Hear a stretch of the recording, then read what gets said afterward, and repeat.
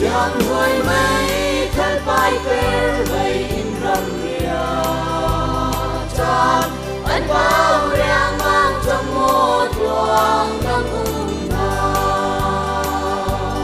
Vì ngạc sinh đôi in và quang cần chuồn đốn nào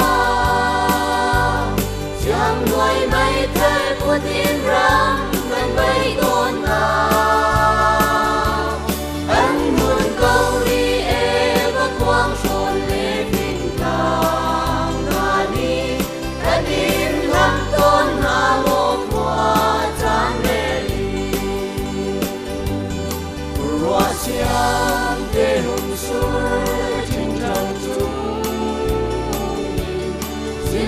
vang vui rối và in rít đông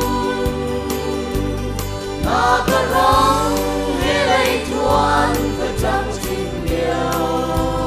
chẳng anh bao riêng mang trong một đoàn đang nào khi mà sinh đôi in và quang gần tròn đốn chẳng người mấy thế của tin răng cần vây tôn nào